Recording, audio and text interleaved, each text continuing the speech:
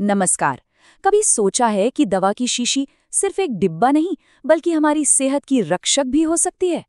आज हम एक ऐसे ही छुपे हुए हीरो के बारे में जानेंगे जो अक्सर हमारी नजरों से तो दूर रहता है पर हमारी सेहत के लिए बेहद जरूरी है, और वो है फार्मास्यूटिकल पैकेजिंग।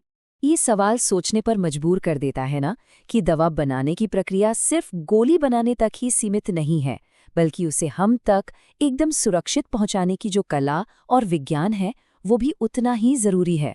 तो चलिए आज हम इसी कला और विज्ञान की दुनिया में थोड़ा और गहरा उतरते हैं। तो चलिए इस गुमनाम नायक की दुनिया में उतरते हैं और जानते हैं कि कैसे विज्ञान की ये शाखा हमारी दवा को, आप कह सकते हैं कि बाहरी दुनिया के खतरों से बचाकर उसे असरदार बनाए रखती है।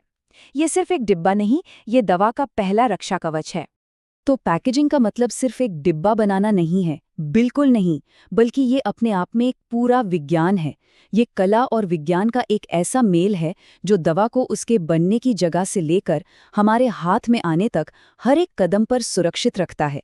तो इसका काम सिर्फ दवा को रखना नहीं बल्कि उसकी पूरी तरह से हिफाजत करना है। और ये जो सुरक्षा है ये बस एक परत में नहीं होती।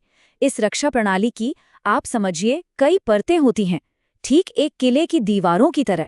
आइए इन परतों को एक एक करके समझते हैं कि ये आखिर काम कैसे करती हैं।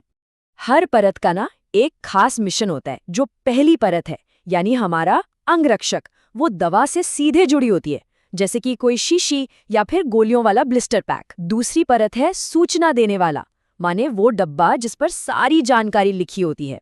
और तीसरी बख्तरबंद परिवहन, जो दवा को फैक्ट्री से फार्मेसी तक सुरक्षित पहुंचाने का काम करती है। सोचिए, तीनों मिलकर एक ऐसा अभेद्य सुरक्षा चक्र बना देते हैं जिसे तोड़ना मुश्किल। तो चलिए सबसे पहले बात करते हैं पैकेजिंग की दुनिया के सबसे पुराने और सबसे भरोसेमंद योद्धा की, और वो है कांच। सदियों से इसे दवा का सबसे मजबूत किला माना जाता रहा है, और सच कहूं तो आज भी इसकी अहमियत जरा भी कम नहीं हुई है। और जब हम कांच की बात करते हैं तो ये मत सोचिएगा कि ये सिर्फ एक तरह का होता है, नहीं। दवा उद्योग में 4 अलग-अलग तरह के कांच इस्तेमाल होते हैं और हर एक का अपना एक खास काम होता है। ये अपने आप में दिखाता है कि इस क्षेत्र में हर छोटी से छोटी चीज पर कितना ज्यादा ध्यान दिया जाता है। तो सही कांच का चुनाव इस बात पर निर्भर करता है कि उसे आखिर किस दवा की रक्षा करनी है। जरा सोचिए, एक कीमती इंजेक्शन के लिए सबसे मजबूत यानी टाइप 1 कांच इस्तेमाल होगा ताकि दवा पर जरा भी असर न हो। वहीं एक साधारण गोली के लिए टाइप 4 कांच भी काफी है। मतलब हर दवा की अपनी अलग जरूरत होती है। तो सवाल ये है कि कांच इतना खास क्यों है? अरे, क्योंकि इसके पास सुपर पावर्स हैं। ये रासायनिक रूप से एकदम शांत रहता है, मतलब दवा से कोई रिएक्शन नहीं करता। इसे गर्मी से कीटाणु रहित किया जा सकता है और ये पारदर्शी होता है ताकि दवा अंदर साफ साफ दिखे। यही सारे गुण इसे बेहतरीन रक्षक बनाते हैं। अब मैदान में आता है एक नया खिलाड़ी, प्लास्टिक। ये हल्का है, सस्ता है और किसी भी आकार में आसानी से ढल जाने वाला मटेरियल है, जिसने सच पूछिए तो पैकेजिंग की दुनिया को हमेशा के लिए बदल दिया। और हाँ, कांच की तरह ही सभी प्लास्टिक एक जैसे नहीं होते। इन्हें 2 बड़े परिवारों में बांटा जा सकता है, थर्मोप्लास्टिक्स और थर्मोसेट्स। चलिए इनके बीच का फर्क समझते हैं, क्योंकि ये वाकई बहुत दिलचस्प है। इसे ऐसे समझिए, थर्मोप्लास्टिक्स जो है वो गीली मिट्टी की तरह हैं, जिन्हें आप बार बार नया आकार दे सकते हैं, इसीलिए ये रिसाइकल हो सकते हैं। वहीं थर्मोसेट्स हैं पत्थर की तरह, एक बार बन गए तो हमेशा के लिए वैसे ही रहेंगे। मजबूत तो बहुत होते हैं पर दोबारा इस्तेमाल नहीं हो सकते। तो कांच सुरक्षा के मामले में बेजोड़ है, लेकिन वो नाजुक है और भारी भी।